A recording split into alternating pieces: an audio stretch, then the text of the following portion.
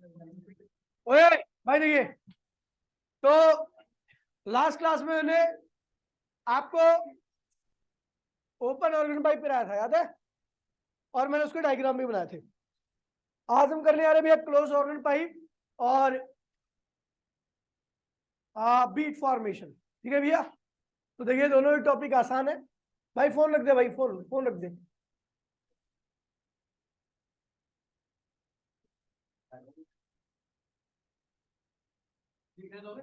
नहीं,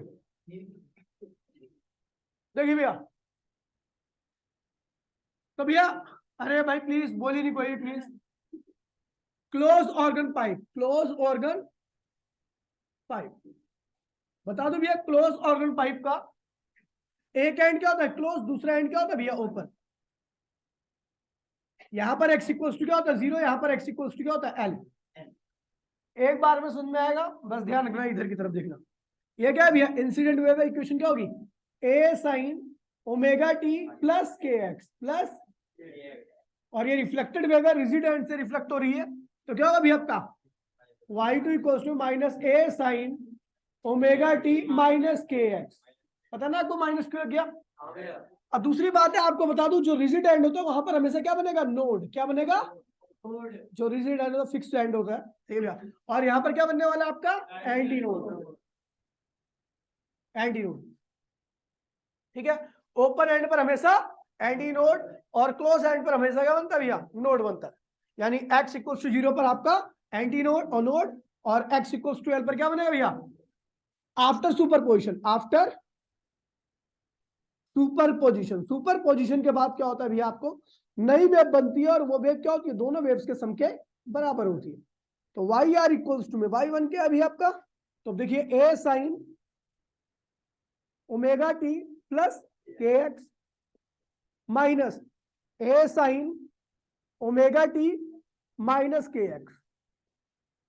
ए कॉमन ले लीजिए, इसका फॉर्मूला खोलिए तो sine omega t cos k x plus cos omega t sine k x, और इसका फॉर्मूला खोलिए तो क्या होगा भैया, sine omega t cos k x minus cos omega t sine k x. ठीक है भैया, उसके बाद इसको सॉल्व करोगे आप फर्दर। ध्यान दीजिए, कोई इधर उधर बात करता मिलेगा बहुत मारूं उसे। A sine omega t cos k x plus cos omega t sine k x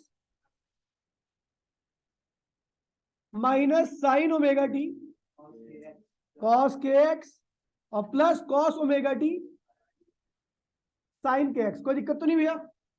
अभी हमने देखा भैया ये वाली टर्म इससे क्या होगी भैया, ये दोनों आपस में क्या होगा भैया, कट गए।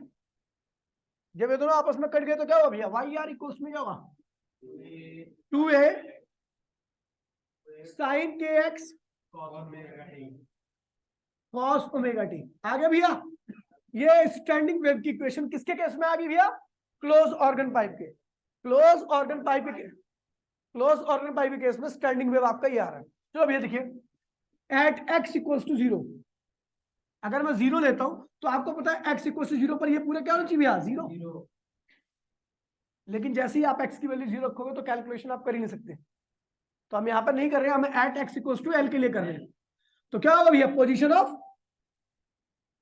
पोजीशन ऑफ क्या है भैया, एल पे क्या बनेगा भैया, anti node, position of anti node. ध्यान दीजिए भैया, तो जब यहां पर एंटी नोड बना है तो मतलब एम्पलीट्यूड क्या होगा, मैक्सिमम।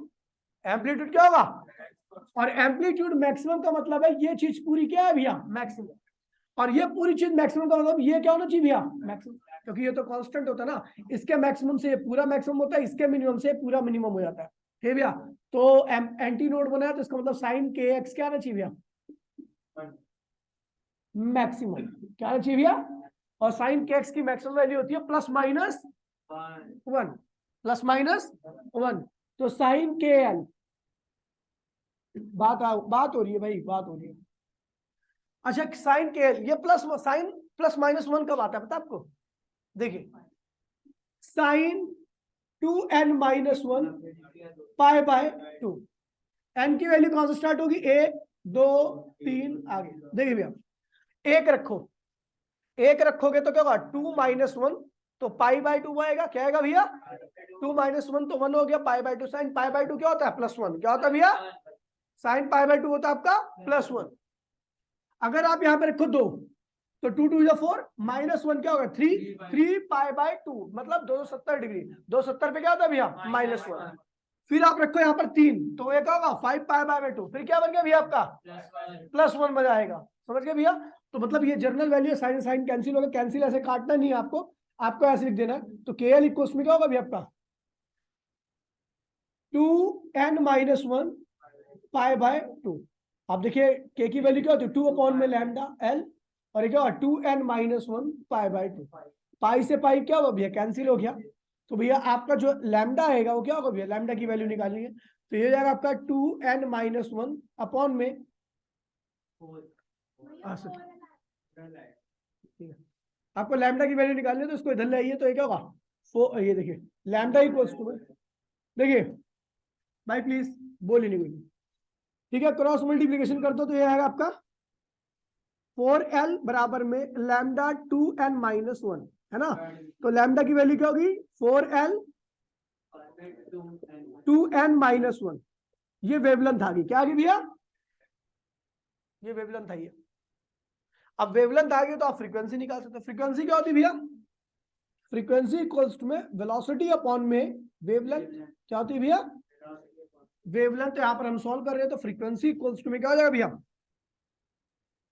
वेलोसिटी। और वेलोसिटी की वैल्यू बता दो क्योंकि ये साउंड वेव है कहां पे चल रही है एयर के अंदर, तो इसकी वेलोसिटी होगी आपके √γ p अपॉन में रो। ये वेलोसिटी की वैल्यू है, ठीक है भैया। तो बता दो यहाँ पर जब आप यहाँ पर वेलोसिटी लिखते हो नीचे नीचे वेवलेंथ की वैल्यू क्या रखी है 4l अपॉन में 2n-1। तो इसको सॉल्व करोगे तो ये आएगा आपका v अपॉन में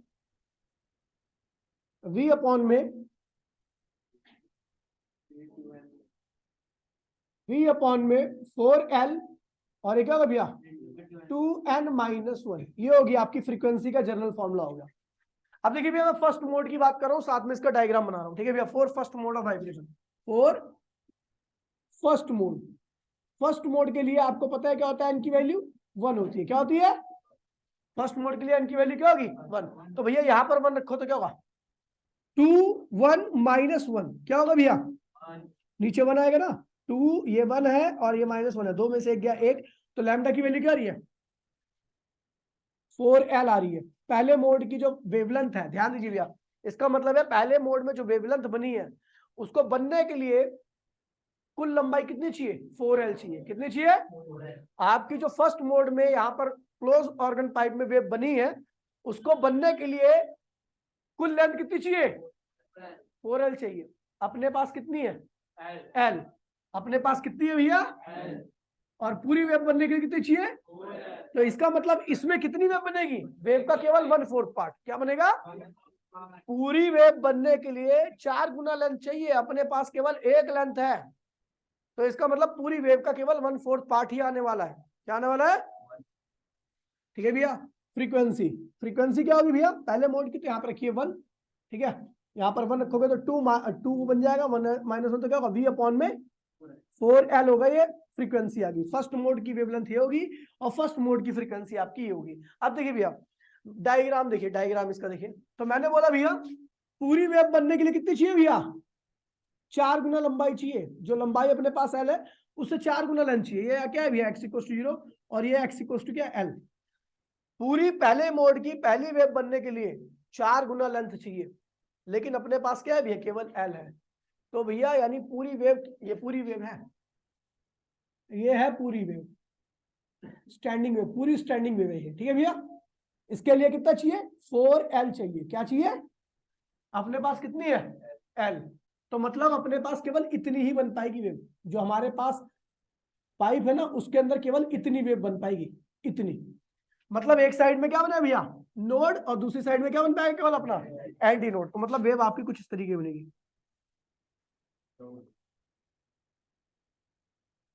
ठीक है ये एंटी नोड और ये क्या है भैया नोड है। एंटी नोड की संख्या क्या है भैया 1 है और नोड की संख्या क्या है भैया वो भी 1 है, ठीक है। फोटो ले लीजिए, इसको लेनी है एक जगह ले ले, शेयर कर दे।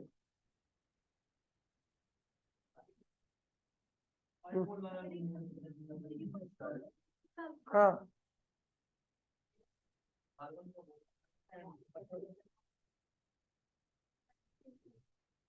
खींच लिया, शेयर कर दियो बस, ठीक है भैया। अब एक सेकंड मोड में क्या होगा, मिटाऊ ले ली, टेलीग्राम पे शेयर कर दे। देखिए बेटा प्लीज बोलिए कोई भी। सेकंड मोड के लिए क्या होगा, सेकंड मोड के लिए एन की वैल्यू क्या होगी भैया, 2। अरे यार सेकंड मोड के लिए एन की वैल्यू क्या होगी भैया, 2 होगी। तो भैया वेवलेंथ क्या आएगी सेकंड मोड की, देखिए यहां पर तो रखिए 4L, ये 4 - 1 क्या होगा 4L अपॉन में, मतलब सेकंड मोड की वेव बनने के लिए इतनी लेंथ चाहिए, किसकी, पाइप की। ये भैया अब देखिए फ्रीक्वेंसी कितनी होगी सेकंड मोड की, तो देखिए भैया क्या फ्रीक्वेंसी का जनरल फॉर्मूला आपका याद रखा ना, V अपॉन में 4L और क्या भैया 2 - 1 क्या होगा भैया आपका 3V अपॉन में 4L। इसे 3 अलग लिख लीजिए, V अपॉन में 4L। अगर आपको याद होगा V अपॉन में 4L क्या फर्स्ट मोड की फ्रीक्वेंसी है, V अपॉन में 4L क्या है भैया, तो हम लिखेंगे 3 = F1। यानी सेकंड मोड की जो वेवलेंथ है वो तो इतनी होगी, लेकिन सेकंड मोड की जो फ्रीक्वेंसी होगी वो पहली मोड से 3 गुना ज्यादा होगी। समझ गए भैया। अब देखिए सेकंड मोड की फ्रीक्वेंसी 3 गुना ज्यादा फर्स्ट मोड की। अब इसकी डायग्राम देखिए, ये है आपका, इसका मतलब क्या हो पता है आपको, इसका मतलब वो हो गया कि भैया इस वेव को बनने के लिए इतनी लेंथ चाहिए। ये लेंथ क्या है, इसको हम लिख सकते हैं, देखिए इतना, ये देखिए इसको लिखेंगे λ2 = में L - L अपॉन में 3, L बाय सॉरी ये लिखेंगे प्लस आएगा, यही आएगा ना भैया। समझ गया, मतलब इस वेव को बनने के लिए ध्यान दीजिए भैया, इस पूरी वेव को बनने के लिए अपने पास इतनी लेंथ चाहिए। चलो इससे सिंपल बता देता हूं मैं आपको, ठीक है भैया। एक काम करो, एल की वैल्यू निकाल लो, क्या निकाल लो, एल की लेंथ की वैल्यू निकालो, तो क्या होगा 3λ2 अपॉन में 4। इसको क्या लिखते हैं भैया, λ2 - λ2 अपॉन में 4, यही तो आएगा। जो लेंथ है, जो अपने पास लेंथ गिवन है, उसके अंदर अपने अंदर इतनी वेव बननी है सेकंड मोड की। जो हमारे पास एल लेंथ है, देखिए कुल वेव बनने के लिए इतनी लेंथ चाहिए, सेकंड मोड की कुल वेव की लेंथ बनने के लिए इतनी वेव चाहिए, लेकिन अपने पास कितनी लेंथ है एल, तो उसके अंदर कितनी वेव बन पाएगी, इतनी। नहीं समझे, देखिए ये वाली वेव बनने के लिए कुल इतनी लेंथ चाहिए अपने पास। यहां पर कैलकुलेशन थोड़ी नहीं हो पाती, मुश्किल होती, तो मैंने क्या किया, सीधा एल निकाल लिया। अपने पास जो लेंथ है ना, उसके अंदर इतनी वेव बनेगी, उसके अंदर कितनी बनेगी, मतलब एक वेव में से इतना काटना पड़ेगा। देखिए भैया मैंने क्या किया भैया, ये पूरी एक वेव बना दी, ये पूरी एक वेव बना दी स्टैंडिंग वेव, ठीक है, ऑर्गन पाइप के अंदर। लेकिन इस ऑर्गन पाइप की लेंथ कितनी होनी चाहिए, इतनी होनी चाहिए। इस ऑर्गन पाइप की लेंथ कितनी होनी चाहिए, लेकिन अपने पास कितनी लेंथ है, तो उसके अंदर इतनी ही आ पाएगी, मतलब पूरी वेव में से इतना हटाना पड़ेगा, 1/4 पार्ट। तो पूरी वेव में से 1/4 पार्ट हटाने का मतलब क्या है, इतना। ये है डायग्राम आपका, ठीक है। यहां पर क्या बना भैया, नोड, ये क्या बनेगा एंटी नोड, ये क्या है भैया नोड, और ये क्या बन रहा है भैया एंटी नोड। यहाँ पर एंटी नोड की संख्या क्या है भैया 2, और नोड की संख्या फिर क्या है भैया 2 है। समझ गया। थर्ड मोड का भी देख लोगे तो आपका और अच्छे से क्लियर हो जाएगा। थर्ड मोड बेटो तो भैया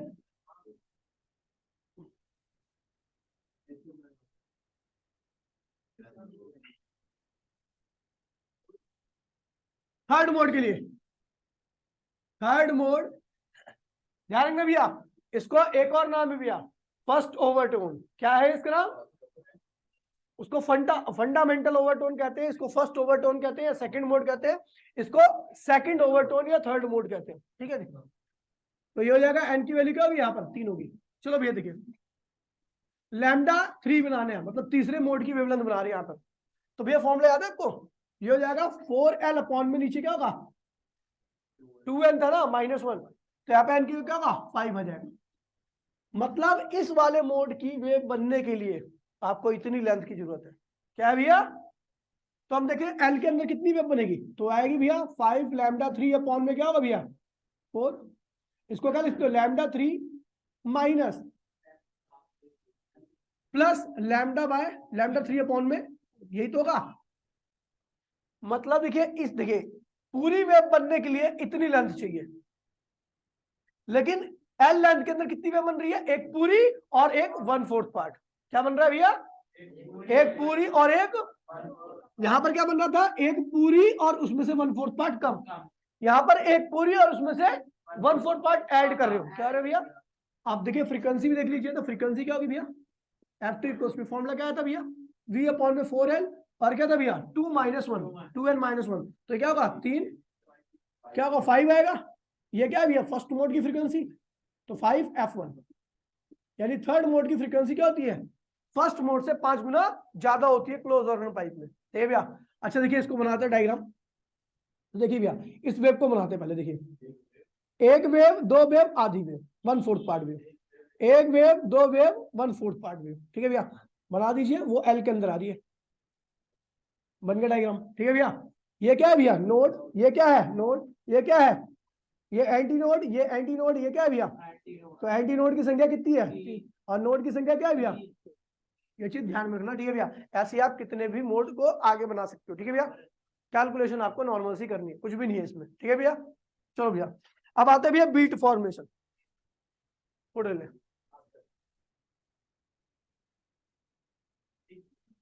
अभी इसको अब करेंगे ना भैया दोबारा से, तो सारी चीजें आपको एकदम दोबारा से एकदम दिमाग में छप जाएगी। निकाल दीजिए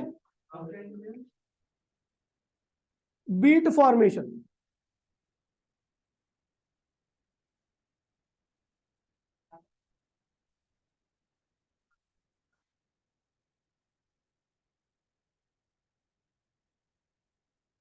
बीट फॉर्मेशन क्या होता भैया? तो भैया बताया था बीट फॉर्मेशन का सिंपल सा मीनिंग है आवाज का बढ़ना, आवाज का कम हो जाना, आवाज एकदम डिम हो जाना, फिर आवाज एकदम से लाउड हो जाना। इस तरह की आवाज में एक रेगुलर फ्लक्चुएशन जो होती है उसी को हम क्या कहते हैं भैया? बीट फॉर्मेशन कहते हैं। क्या कहते हैं? बहुत लेस इंपोर्टेंट टॉपिक है लेकिन सिलेबस में है तो इसलिए ध्यान रखना। ठीक है भैया? तो बीट फॉर्मेशन में अपने को दो वेव लेनी है, अपने को दो वेव लेनी है जिनकी फ्रीक्वेंसी स्लाइटली डिफरेंट होनी चाहिए और डायरेक्शन सेम होनी चाहिए। ठीक है भैया? स्टैंडिंग वेव के लिए दो वेव लेनी है, दोनों आइडेंटिकल होती हैं और दोनों एक दूसरे से अपोजिट डायरेक्शन में चल रही होती है।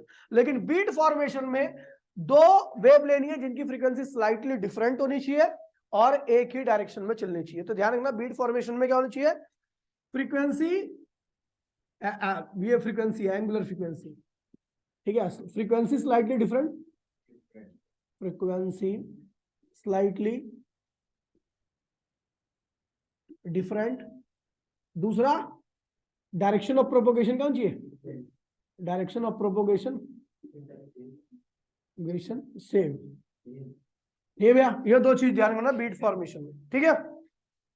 देखिए मैंने यहां पर लिया, मैंने कहा भैया कि जब दो वेव जिनकी फ्रीक्वेंसी क्या भैया थोड़ी सी डिफरेंट हो और एक ही डायरेक्शन में मूव कर रही हो तो सेम स्पीड से, एक ही स्पीड से, ठीक है भैया, एक मीडियम में, तो एक दूसरे को सुपर इंपोज करती है। क्या करती है भैया? जुड़ती है दोनों। ठीक है भैया?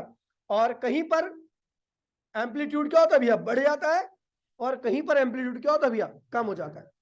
ये जो फ्लक्चुएशन होती है वो पीरियोडिक होती है। क्या होती है भैया? समझे इसका पीरियोडिक मतलब? ये फ्लक्चुएशन फिक्स पीरियड बाद अपने आप को क्या करती है भैया? रिपीट करती है। बढ़ा है तो फिर क्या होगा? फिर कहीं दूर जाके बढ़ेगा, फिर उतना ही टाइम बाद क्या होगा? फिर कहीं और जाके बढ़ेगा। घटा है तो फिर कहीं और जाके घटेगा, लेकिन टाइम क्या रहेगा? फिक्स रहेगा। तो इसी पीरियोडिक वेरिएशन को, एम्पलीट्यूड में इसी पीरियोडिक वेरिएशन को हम क्या कहते हैं भैया? Beat formation. क्या कहते हैं भैया? Beat formation. दोबारा बोल रहा हूं भैया, अब तो गधा, जब तक अब जब तक दोनों वेव रहेंगी तब तक चले बनता होता रहेगा। ये दोनों वेव के सोर्स को ऑफ कर दे या एक वेव को ऑफ कर दे तो बीट फॉर्मेशन रुक जाएगा। समझ गया? साढ़े गंदी शकल के चुप हो जाए थोड़ी देर। देखिए भैया मैं कह रहा हूं दो वेव जो एक ही मीडियम में एक स्पीड से स्लाइटली डिफरेंट फ्रीक्वेंसी, ठीक है भैया, से एक ही डायरेक्शन में मूव करती हैं, तो उनके सुपर पोजिशन के बाद कहीं पर एम्पलीट्यूड क्या होता है भैया? बढ़ जाता है और कहीं पर एम्पलीट्यूड क्या होता है भैया? घट जाता है। ये जो वेरिएशन होती है ये पीरियोडिक होती है, मतलब अपने आप को बार बार एक फिक्स पीरियड में रिपीट करती है। इसी वेरिएशन को हम क्या कहते हैं भैया? बीट फॉर्मेशन कहते हैं। क्या कहते हैं इसे? समीक्षा थोड़ा इस टाइम तक जाग ले, ये इंपॉर्टेंट टॉपिक है।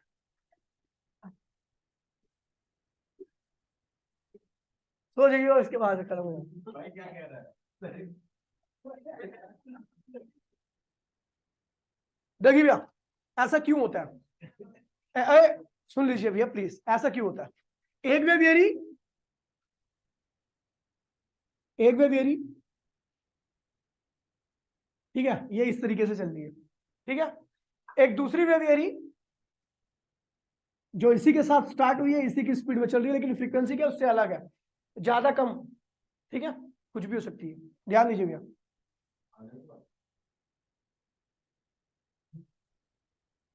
डिस्टरबेंस मुझे पसंद नहीं है, पता ना चाहिए।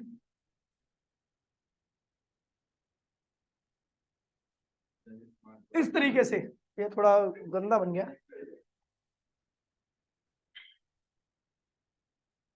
वो कहा है?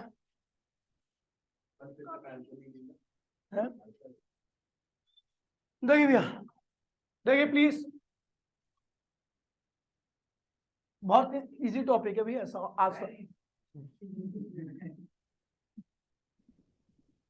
एक फ्रीक्वेंसी एरी, ठीक है, ध्यान दीजिए। एक दूसरी फ्रीक्वेंसी है जिसका एम्पलीट्यूड क्या भैया, थोड़ा सा, जिसकी फ्रीक्वेंसी थोड़ी सी अलग है, ठीक है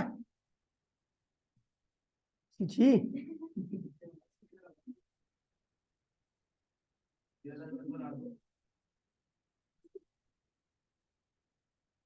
इस तरीके से बना दिया मैंने, ठीक है भैया। अब देखिए होता क्या है कि कहीं पे एम्पलीट्यूड बढ़ता है, कहीं पे एम्पलीट्यूड घट जाता है। इसका लॉजिक समझिए पहले, देखिए होता क्यों है ऐसा। जब ये दोनों वेव एक दूसरे को सुपर इंपोज करेंगे, आप देख रहे हो यहां पर इसका भी क्रस्ट है और इसका भी क्या है, क्रस्ट है।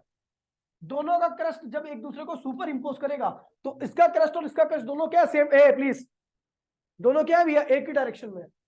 तो जो ये क्रस्ट क्रस्ट दोनों का क्रस्ट जो है जुड़ करके एक बड़ा क्रस्ट बना देंगे। क्या बनाएंगे भैया? ये बड़ा क्रस्ट बन गया, ठीक है भैया। अब देखिए एक वेव थोड़ी आगे निकल गई है, एक वेव थोड़ी पीछे रह गई है। इस बार जो नीचे वाला ट्रफ बनेगा उसकी हाइट बड़ी तो होगी, लेकिन उतनी बड़ी नहीं हो पाएगी, क्योंकि एक वेव थोड़ी क्या होगी है, आगे निकल गई। जब तक दोनों के क्रस्ट देखिए, क्रस्ट का मैच कर रहा है भैया, बहुत ज्यादा एम्पलीट्यूड बढ़ गया। दो जो रिजल्ट वेव आया उसका क्रस्ट का एम्पलीट्यूड क्या काफी ज्यादा था। इसका क्रस्ट और ट्रफ हो सकता है ना थोड़ा बहुत आगे पीछे हो जाए, क्या हो जाए, जब दोनों के ट्रफ थोड़ा आगे पीछे होंगे ना, तो इस बार एम्पलीट्यूड बढ़ेगा लेकिन उतना आगे बढ़ नहीं पाएगा। तो इस बार एम्पलीट्यूड क्या हो गया, थोड़ा सा कम बढ़ा है। मतलब अब मैंने दोनों आइडेंटिकल ही बना दिए, ठीक है भैया, लेकिन थोड़ा सा कम होता है। आगे देखोगे एक वेव थोड़ी और आगे निकल गई है और दूसरी वेव पीछे रह गई है, क्योंकि फ्रीक्वेंसी दोनों की अलग अलग है। तो दोनों की वेव की फ्रीक्वेंसी अलग अलग होने की वजह से एक वेव का क्रस्ट थोड़ा आगे निकल गया, दूसरे वेव का क्रस्ट थोड़ा पीछे रह गया। तो यहाँ पर इस बार दोनों एक दूसरे को परफेक्टली ओवरलैप नहीं कर पा रही है। तो इस बार एम्पलीट्यूड बढ़ेगा लेकिन क्या होगा, थोड़ा कम रहेगा। देखिए डिक्रीज कर गया, बिल्कुल सेम नीचे वाले में देखा तो ट्रफ क्या हुआ, एक का ट्रफ थोड़ा पीछे रह गया, एक का ट्रफ थोड़ा क्या होगा, आगे निकल गया। इस बार दोनों जुड़ेंगे लेकिन ट्रफ का एम्पलीट्यूड बढ़ेगा तो, लेकिन उतना आगे उतना बढ़ नहीं पाएगा, इतना बढ़ा दिया, ठीक है भैया। फिर ऐसे ही आगे वाले के साथ ये प्रॉब्लम, आगे आगे ये प्रॉब्लम और बढ़ेगी, और ये क्या होगा, कम होते होते एकदम से क्या होगा, कम हो जाएगा। ये भैया यहां पर क्या हुआ, इस कंडीशन में ऐसा ये हुआ कि भैया जो वेव थी आपकी, दोनों वेव थी, उसके एक का क्रस्ट और एक का ट्रफ एक दूसरे को ओवरलैप कर गया। जब एक का क्रस्ट और एक का ट्रफ ओवरलैप करता है तो एम्पलीट्यूड क्या होता है, माइनस हो जाता है। क्या होता है भैया, तो वो दोनों एक्चुअल वेव के एम्पलीट्यूड से भी क्या होते हैं भैया, कम हो जाते हैं। देखिए ना आपको बता रहा हूं, देखिए जैसे ये देखिए, डिफरेंट फ्रीक्वेंसी होने की वजह से क्रस्ट ओवरलैप कर रहा है और ट्रफ ओवरलैप कर रहा है। तो क्रस्ट और ट्रफ, जब क्रस्ट ओवरलैप करेंगे तो हाइट लंबी होगी, ट्रफ ओवरलैप करेंगे तो हाइट लंबी होगी। लेकिन जब क्रस्ट और ट्रफ ओवरलैप करते हैं तो दोनों की डायरेक्शन क्या होती है, उल्टी होती है, अपोजिट होती है। इस वजह से एम्पलीट्यूड क्या होता है, और कम हो जाता है। अब देखिए ये वेरिएशन क्या होगी, दोबारा से फिर बढ़ेगा, कम हो गया। अब दोबारा एक कंडीशन में आएगी और ओवरलैप करेगी फ्रीक्वेंसी, फिर क्या होगा, ये बढ़ना चालू होगा, बढ़ा है ना, इतनी हाइट होगी जितनी पहले थी, ठीक है भैया। फिर दोबारा से क्या होगा, ये कम होना चालू होगा।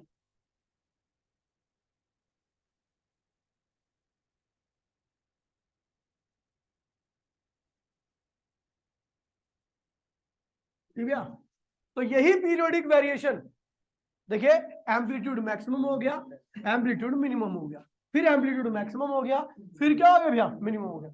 यही पीरियोडिक वेरिएशन बार बार क्या कहलाती है भैया? Beat formation. क्या कहलाती है भैया? Beat formation. समझ गए भैया? ये बीट फॉर्मेशन है। डायग्राम समझ में आ गया? डायग्राम कैसे बनता है दोबारा समझ लीजिए एक बारी। जब दो के क्रस्ट मिले तो नया क्रस्ट क्या हुआ? और ऊंचा होगा। दोनों की हाइट से क्या हुआ? ऊंचा होगा। दोनों के तरफ नीचे वाले थोड़ा सा आगे पीछे हो जाएगा क्योंकि फ्रीक्वेंसी अलग अलग है। फ्रीक्वेंसी अलग अलग होने की वजह से अगर फ्रीक्वेंसी दोनों की हमेशा एक जैसी होती तो दोनों हमेशा क्या होते? ओवरलैप करते। ऐसे हमेशा जैसे ओवरलैपिंग यहाँ पे भी वही यहाँ पे, तो एम्पलीट्यूड कभी चेंज नहीं होता। लेकिन फ्रीक्वेंसी अलग अलग होने की वजह से वेव एक आगे चली जाती है एक पीछे आती है थोड़ी सी, तो इस वजह से क्या होगा? ट्रफ ट्रफ क्या होगा? थोड़ा से अच्छे से ओवरलैप नहीं कर पाएंगे, इसलिए एम्पलीट्यूड क्या होगा? बढ़ेगा, लेकिन क्या होगा? कम है। यहाँ पर क्रस्ट क्रस्ट थोड़ा और आगे पीछे हो गया तो एम्पलीट्यूड क्या होगा? और कम हो गया। यहाँ पर अपोजिट हो गया क्रस्ट ट्रफ, तो इसलिए एम्पलीट्यूड क्या होगा? बहुत कम हो गया। ठीक है, फिर दोबारा से बढ़ता है। इसी पीरियोडिक वेरिएशन को हम क्या कहते हैं भैया? बीट फॉर्मेशन करते। समझ में आई बात? नहीं आई? चलो भैया आगे बढ़ते हैं। मिटो रहा इसको, फुट गया। अब इसकी कैलकुलेशन कर रहे हैं।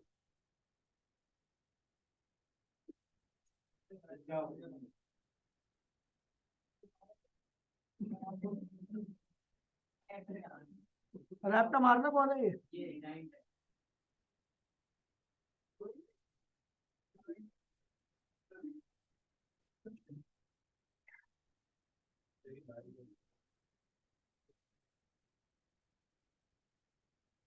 देखिए भैया, तो भाई प्लीज, पहली वेव क्या है भैया? फर्स्ट वेव मैंने मान लिया ए साइन ओमेगा 1t। पहली वेव की फ्रीक्वेंसी क्या है भैया? ए साइन ओमेगा 1t। और दूसरी वेव की इक्वेशन क्या है भैया? ए साइन ओमेगा t2। अब देखिए भैया दोनों अलग अलग है। क्या है भैया? दोनों क्या है? Omega 1 minus omega 2 is greater than 0। इसका मैग्नीट्यूड क्या है भैया? ग्रेटर है। अगर दोनों बराबर होते तो ये किसके बराबर होता? Equal to 0। अगर दोनों फ्रीक्वेंसी बराबर होती तो क्या था? Equal to 0। लेकिन डिफरेंस क्या रहा भैया? इस बार 0 नहीं आ रहा, इसका मतलब दोनों क्या है? अलग अलग है। ठीक है भैया, दोनों फ्रीक्वेंसी क्या है भैया? अलग अलग है। जब ये दोनों वेव सुपर इंपोज करेंगी आफ्टर सुपरपोजिशन, सुपरपोजिशन के बाद क्या होगा भैया? देखिए दोनों वेव जुड़ेंगी, नई वेव बनेगी, क्या होगा? y1 plus y2। तो y यार क्या होगा? y1 क्या है भैया? a साइन ओमेगा 1t, और दूसरी वेव क्या है? a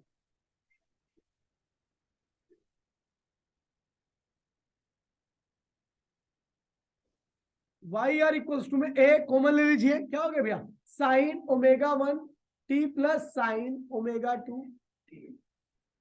sign a plus B का एक फॉर्मूला होता है, तो बता दू भैया साइन a प्लस बी का फॉर्मूला होता है भैया 2 cos a minus B upon में 2 और sine a plus B upon में 2। ये फॉर्मूला होता है। नहीं पता? लिख देता है जिसके पास मैथ्स नहीं है। Sine a plus sine B, ये भैया 2 sine a plus B by में 2 और cos a minus B by में 2, इसका फॉर्मूला होता है। ये होता ना भैया? ठीक है भाई, प्लीज देखिए भैया प्लीज, ये फॉर्मूला है, मैथ्स में यूज होता है। ठीक है भैया, आप लोग लिख लें जिसके पास मैथ्स नहीं है। ठीक है, अब देखिए वाई आर क्या होगा? ए। देखिए भैया 2, ध्यान दीजिए 2 लगा दिया, साइन ओमेगा 1 ओमेगा 2, दोनों के साथ टी टी है सेम, क्योंकि दोनों एक ही टाइम पे निकले, टी कॉमन ले लीजिए, क्या होगा? ओमेगा 1 प्लस ओमेगा 2 अपॉन में 2। सर बड़ी आवाज आ रही है पीछे, मेरे गर्दन मोड़ते रहा थी। कॉस ये क्या होगा भैया? अब दोनों को जोड़िए, टी कॉमन लेके तो क्या होगा? ओमेगा 1 माइनस ओमेगा 2 अपॉन में 2। कोई दिक्कत तो नहीं भैया? ठीक है, ये एंगल के नीचे लगाओ, कहीं इससे काट मत देना। ठीक है, एंगल अलग होता है। अब ये 2 बाहर निकालिए, वाई आर इक्वल्स में क्या होगा? 2a sign. बेटा एक चीज देखिए, ओमेगा क्या होता है भैया? आपको याद है ओमेगा? 2 पाई एफ होता है। ओमेगा क्या होता है भैया? 2 पाई एफ होता है। ओमेगा इक्वल्स में 2 पाई एफ होता है। तो भैया क्या होगा भैया? टी ओमेगा को लिख दिया 2 पाई एफ 1 और इसको क्या लिख दिया? 2 पाई एफ 2। क्या देख रहा है भाई? फोन देख रहा है? वो क्या देख रहा है मंतोष? क्या देख रहा है? पिटना चाह रहा है?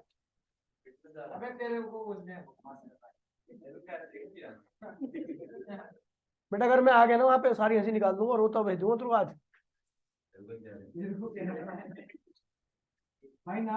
ओमेगा 1 को क्या लिख दिया भैया? 2 पाई f1। ओमेगा 2 को क्या लिख दिया? 2 पाई f2। 2 पाई कॉमन ले लिया, ये क्या हुआ? f1 प्लस f2 अपॉन में क्या हो भैया? 2। इसके नीचे 2 नहीं आएगा, इसके नीचे रहेगा बाय 2। अब 2 से 2 क्या हुआ? कैंसिल हो सका, क्योंकि वो भी एंगल है ये भी एंगल है। कॉस को क्या लिखिए? कॉस।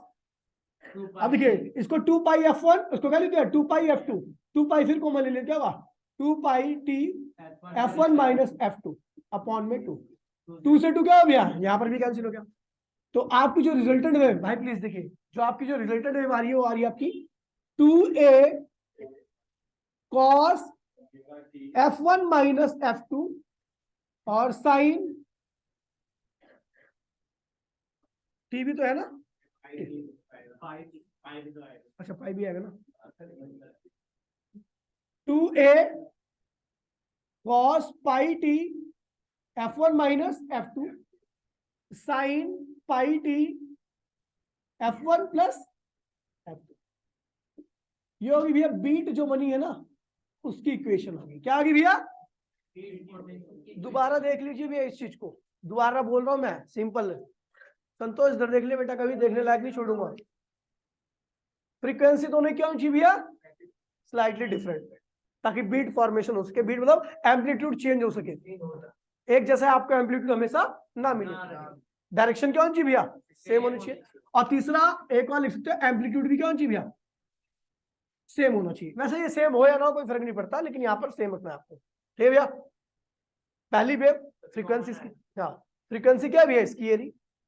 दूसरी वेव फ्रीक्वेंसी इसकी एरी, ओमेगा 1। अच्छा हमने इसको आप ऐसे लिख सकते हो, ए, ध्यान दीजिए भैया, साइन f2 को क्या ओमेगा 2 को लिख दिया 2 पाई f1 और ये क्या लिख दिया 2 पाई। ए साइन ओमेगा 2 को लिख दिया 2 पाई f2 और ये क्या हुआ? t लिख दिया। ठीक है? सुपर पोजिशन के बाद दोनों वेव जुड़ेंगी। ए कॉमन ले लीजिए, साइन ए, ये पूरा ए है और ये क्या है भैया? पूरा बी है। साइन ए प्लस बी का फॉर्मूला आपके सामने ये पड़ा हुआ है, इसी में आपको इवेल्युएट करना है। तो भैया साइन 2 साइन ए प्लस बी, तो भैया देखिए टी दोनों में कॉमन है, कॉमन ले लीजिए। ओमेगा 1 ये रहा, ओमेगा 2 ये रहा, अपॉन में 2 जो आता है वो ये रहा। ऐसी कॉस क्या होता है भैया? दोनों में टी रहेगा, कॉस ए माइनस बी होता है, ए माइनस बी, टी कॉमन ले लो, ओमेगा 1 माइनस ओमेगा 2 अपॉन में 2। ठीक है भैया? उसके बाद हमने क्या किया भैया? ओमेगा की वैल्यू क्या है? 2 पाई f2। तो ओमेगा 1 की वैल्यू क्या है? 2 पाई f1। ओमेगा 2 की वैल्यू क्या है? 2 पाई f2। ओमेगा 1 की वैल्यू क्या है? 2 पाई f1। ओमेगा 2 की वैल्यू क्या है? 2 पाई f2। 2 पाई कॉमन ले लिया और 2 से 2 कैंसिल कर दिया, 2 से 2 कैंसिल कर दिया, पाई टी रहा। ठीक है भैया? That is the equation of beat formation. अब एक चीज देखिए भैया, यहां पर एम्पलीट्यूड कौन है और यहां पर फ्रीक्वेंसी कौन सी है? तो भैया आपको बता दूं कि एम्पलीट्यूड क्या होता है? स्लोली वेरिएट कर रहा है। एम्पलीट्यूड देखिए, फ्रीक्वेंसी काफी, फ्रीक्वेंसी ऐसी तेज होगी, फ्रीक्वेंसी क्या भैया? तेज है। ठीक है भैया? देखिए दोबारा बोल रहा हूं भैया, एम्पलीट्यूड के अंदर वेरिएशन क्या हो रही है? धीरे धीरे हो रही है। देखिए ऐसे, है ना? ये एम्पलीट्यूड धीरे वेरी कर रहा है, लेकिन फ्रीक्वेंसी क्या भैया? ये फ्रीक्वेंसी क्या भैया? तेज है, ज्यादा है। तो भैया इस टर्म को देखिए, दोबारा मैं बोल रहा हूं, ये टर्म क्या हो जाएगी? एम्पलीट्यूड के लिए एम्पलीट्यूड फंक्शन, एम्पलीट्यूड फंक्शन माना जाएगा। और ये क्या माना जाएगा भैया? Wave function. क्या माना जाएगा? ये एम्पलीट्यूड के अंदर वेरिएशन है। अब एम्पलीट्यूड किसकी वजह से बदल रहा है? दोनों की फ्रीक्वेंसी डिफरेंट होने की वजह से। डिफरेंट यही है, इसे क्या कहते हैं भैया? दोनों जो वेव का बीट के अंदर जो एम्पलीट्यूड बदल रहा है वो किस वजह से बदल रहा है? दोनों की फ्रीक्वेंसी क्या है? अलग अलग है, डिफरेंस की वजह से बदल रहा है। तो इसीलिए एम्पलीट्यूड के अंदर जो वेरिएशन है वो फ्रीक्वेंसी के डिफरेंस के साथ लिखा है मैंने। ठीक है भैया? और ये क्या है भैया? वेव है, वेव के अंदर की। ठीक है भैया? जो मैं बताता हूँ। ठीक है भैया? तो हाँ, ये हो गया भैया अपना एम्पलीट्यूड के लिए। दोबारा बोल रहा हूँ भैया, एम्पलीट्यूड क्यों बदल रहा है? क्योंकि दोनों की फ्रीक्वेंसी क्या है? डिफरेंस है कुछ। ये रहा, दोनों फ्रीक्वेंसी के डिफरेंस की वजह से बदल रहा है, तो इसलिए डिफरेंस वाली टर्म को मैंने क्या लिखा है, एम्पलीट्यूड के साथ, बाकी इसको इधर लिखा है क्योंकि ये डिफरेंस नहीं है, ये डिफरेंस है क्या, फ्रीक्वेंसी में डिफरेंस है ना, तो डिफरेंस वाली को किसके साथ लगाना है भैया, और इसी की वजह से क्या हो रहा है, एम्पलीट्यूड के अंदर वेरिएशन हो रही है, समझ गया, तो इसलिए इसको इधर लगाया। अब देखिए भैया यहां पर मैंने दो केस लिए, पहला केस लिया फॉर मैक्सिमा, अगर कहीं मैक्सिमा हो रहा है, मैक्सिमम बन रहा है, देखिए फॉर मैक्सिमा, फॉर मैक्सिमा, अगर मैक्सिमा की बात करूं तो भैया इसकी वैल्यू क्या होगी, एम्पलीट्यूड मैक्सिमम होगा, अगर कहीं मैं बोलूं भैया मैक्सिमा बना है तो एम्पलीट्यूड क्या होगा, वहां पर मैक्सिमम होगा, और एम्पलीट्यूड मैक्सिमम का मतलब ये टर्म क्या होनी चाहिए भैया, मैक्सिमम, क्या होनी चाहिए भैया, और मैक्सिमा के लिए cos pi T f1 minus f2 बराबर में क्या होना चाहिए, प्लस माइनस वन, क्योंकि cos की मैक्सिमम वैल्यू क्या होती है, प्लस माइनस वन ही होती है,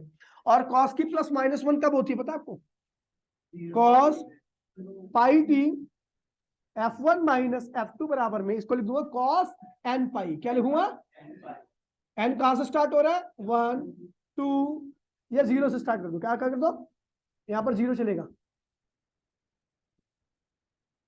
0 रखो तो क्या होगा, cos 0, cos 0 की वैल्यू क्या होती है, प्लस वन, एक रखो cos पाई की वैल्यू क्या होती है, माइनस वन, n की वैल्यू 2 रखो तो cos 2 पाई, तो पाई क्या होता है भैया, 0, ओ सॉरी 1, cos 3 पाई क्या होता है, माइनस वन, cos 4 पाई क्या होता है भैया, प्लस वन, तो मतलब यही है, cos से cos क्या होगा, कैंसिल हो गया, तो पाई टी बराबर में f1 माइनस f2 बराबर में n पाई, पाई से पाई क्या हो गया, कैंसिल हो गया, तो टाइम पीरियड क्या हो गया, n f1 माइनस f2। अब ये किसका टाइम है पता है भैया, आपको कब कब मैक्सिमम मिलेगा, कब कब क्या मिलेगा, क्या मैक्सिमम लिखा है ना आपने मैक्सिमम लिखा है, तो ये क्या होना चाहिए, मैक्सिमम होना चाहिए, ये मैक्सिमम कब होगा, जब ये क्या होना चाहिए, कॉस की वैल्यू क्या होनी चाहिए, प्लस माइनस वन, और प्लस देखिए कॉस की प्लस माइनस कब आती है, जब एन पाई होता है, तो हमने निकाला भी यहाँ पर टाइम निकालिए, किसका टाइम होगा, केवल मैक्सिमा का, आपको इन टाइम पर मैक्सिमम मिलेगा, एन की वैल्यू क्या रखो, 0, क्या रखो भैया, तो 0 रखोगे तो क्या होगा, टाइम 0, यानी 0 पे ही क्या मिलेगा आपको, मैक्सिमम, आपने देखा था स्टार्टिंग में क्या था, आपको मैक्सिमम ही मिला था, क्या मिला था, स्टार्टिंग में ही आपको मैक्सिमम मिल गया, यानी 0 टाइम पर क्या मिल रहा है आपको, मैक्सिमम, दूसरा मैक्सिमम कब मिलेगा, जब एन की वैल्यू क्या होगी, 1, तीसरा मैक्सिमम कब मिलेगा, जब एन की वैल्यू क्या होगी, 2, समझ गए भैया, तो ये क्या है, टाइम पीरियड ऑफ मैक्सिमम, ठीक है भैया, हाँ मिटो से भैया फोटो ले,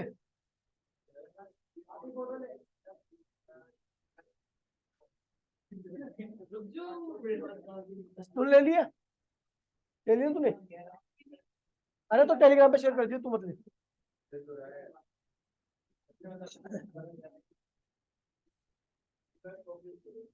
तो फर्स्ट मैक्सिमा कहां मिलेगा, फर्स्ट मैक्सिमा, एन की वैल्यू क्या होगी, 0, तो फर्स्ट मैक्सिमा की टाइम क्या होगा, 0 वाले मैक्सिमा के लिए 0 t1 minus t2 f1 minus f1 minus f2 बराबर में क्या आ गया भैया, 0 टाइम पर ही क्या मिलेगा आपको, पहला मैक्सिमा, सेकंड मैक्सिमा, एन की वैल्यू क्या होगी, 1, क्या होगी भैया, 1, तो क्या होगा, पहला मैक्सिमा कहां मिलेगा, एन की वैल्यू क्या होगी, 1, f1 माइनस f2,